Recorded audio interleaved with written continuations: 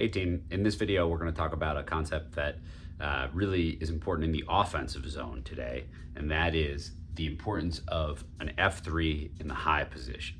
In the offensive zone, there are a couple key team concepts that we want to talk about.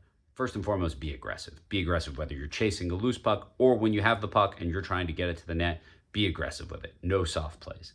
Number two, we want to limit the turnovers. We work so hard to get the puck out of our end and get it in their end, or we work so hard to get the puck in their zone that we want to make sure that we're not just giving it away, that we're valuing the puck. Now, a way that we can help with that is by supporting each other and moving to create space, our third concept. And then fourth, hockey is a game of transition. So it's very important that at all times we are mindful of transition. That doesn't mean we're not working to create offense, and I'll show you how this F3 high can do that. But the F3 high is a great way to be mindful of transition when you're in the offensive zone. Now that we've covered that, we'll go into what we mean by F3, what we mean by being high in the zone, and then from there we'll work through why it works and how we can create offense from it. Before we start, I want to call out that we're going to cover the forecheck in a separate video. So what we're doing here today is basically what happens after a forecheck when the puck is scrambled down here in the corner or we have possession of the puck. You can see I've drawn the puck in here. The puck is in our offensive zone. We're attacking the net. Now, let's go into who F3 is. Again, because this is after the forecheck or we're in possession of the puck, we're going to imagine that we have two players down here attacking offensively. We'll call them F1 and F2. Realistically, they're not going to be stationary. They're moving around, actively working to get that puck or actively working to try and get at that net. Now, remember, positioning versus positions doesn't necessarily matter if this is a center or a left wing. We're going to use the terminology of F1 and F2. And the main person we're talking about here is going to be our third forward in the zone. And we're going to refer to that forward as our F3. Okay, I've drawn this third forward on the board. Now, keep in mind, in this 5-on-5 situation, we would have two defensemen up top with us. So that would be a D1 and a D2. So this third forward is not playing as a third defenseman. He or she is thinking about playing offensive though, but from a high position. Now, when we talk about high, what we mean by that is we want to imagine a space or an imaginary box that basically runs almost from board to board, but from around the hash marks up to just above the top of the circles here. I've gone ahead and added the box here. And before we go into movement and how everything ties together, I do want to call out one important thing. You'll notice right away that we don't have any offensive players in front of the net. It's very common in youth hockey that when I'm in rinks, I hear coaches yelling, "Get to the front, who's in front? We need someone going to the front of the net." And while that is important, I think it's more important to think about going to the front of the net rather than standing in front of the net. And part of the reason for that is if I were to draw out what most teams would do defensively, they would likely have a defenseman down low with a center helping, a third, well, they'd have their forwards up top here covering the two defensemen, and they would, of course, have a defenseman standing on the back post. So by moving this F3 out from being stationary in front of the net, the first thing that we do is we make their team have to make a tough choice defensively. Do they want this defenseman to come all the way out here and cover our player here, which would give us the opportunity to work down low and have more space? Do they want to have this forward sag all the way down and cover here, which frankly not a lot of youth hockey teams do? So by starting the forward higher, it puts us in an advantage because this defenseman isn't quite sure what to do.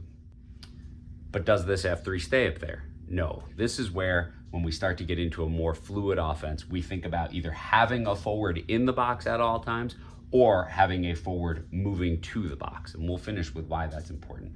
But imagine a scenario where our F1 walks out or our F2 walks out with possession of the puck and is looking for a pass.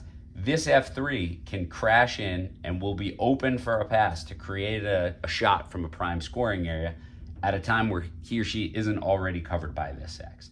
So we want to be thinking about starting here, creating offense from here, and moving down to it. Now in that scenario where F2 walks out and makes a pass to a crashing F1, you'll notice that we get the puck into a prime scoring area. This other forward will attack the net. And that puts us with three players down low.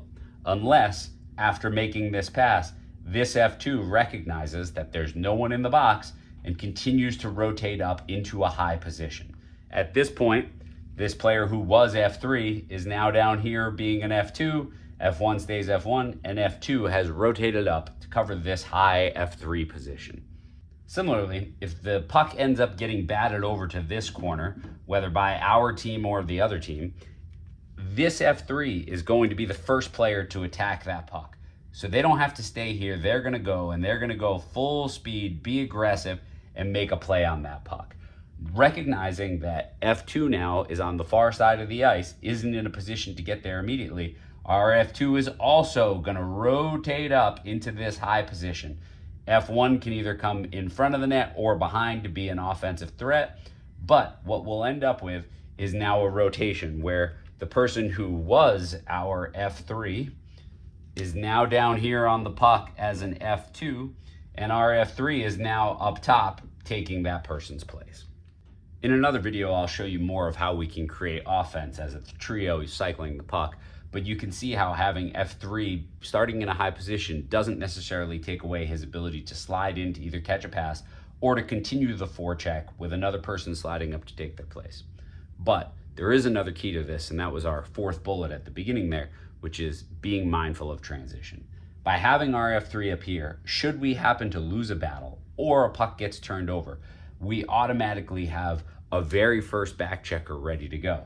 So if the puck starts to come up the boards, either this forward can start to attack an angle to help keep the puck in, or this defenseman can afford to be more aggressive on the puck, knowing that F3 can slide back.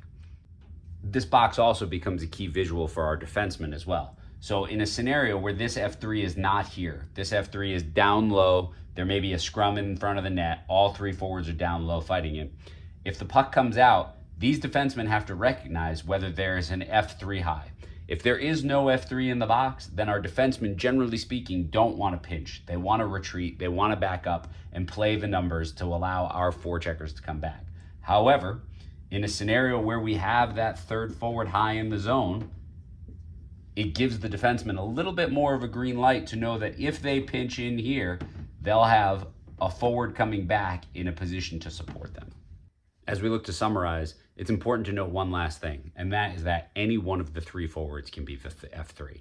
We will cover the forecheck in a later video, but understand that if you're the last forward in the zone, or you have two teammates down low, it is on you to make sure that you're getting up and filling that box so that we can continue to be aggressive, but at the same time create space for our teammates and be mindful of transition. Let's make sure we're always able to answer that question. I'll be yelling from the bench, who's high? Let's get after it.